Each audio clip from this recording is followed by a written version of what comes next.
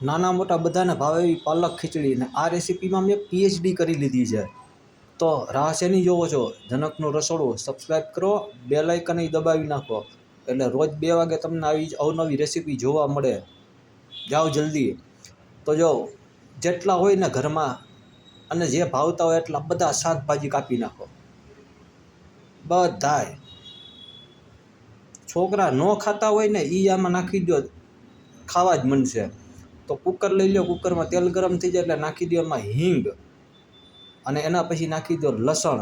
અને લસણ golden brown થઈ જાય એટલે બધાય શાકભાજીને એમાં નાખી દો. અને એના પછી નાખી દો એમાં હળદર અને મીઠું.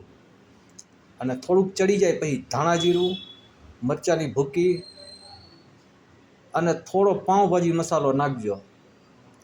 એ બધા મિક્સ કરી ચડી જાય એટલે પછી પલાળેલા દાળ અને ચોખા નાખી, પાણી નાખીને કુકરનું ઢાંકણું બંધ કરીને 4 સીટી મારી દો ખાલી, બસ.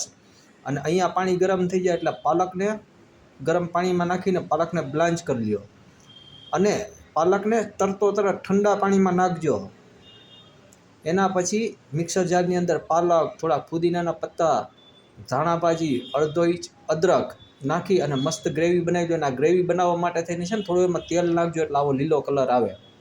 એના પછી ઘી ગરમ થઈ જાય એમાં નાખી દો 2 એલચી અને 3 સૂકા લાલ મરચાં. પછી કરી પત્તા નાખી દો. અને એના પછી નાખી દો આપણી પાલકની ગ્રેવી.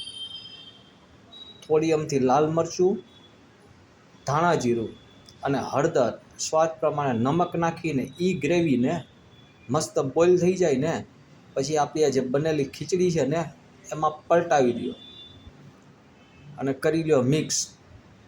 તો જો આ ટાઈપની મસ્ત મજાની આપણી પાલક ખીચડી બનીને તૈયાર થઈ ગઈ છે.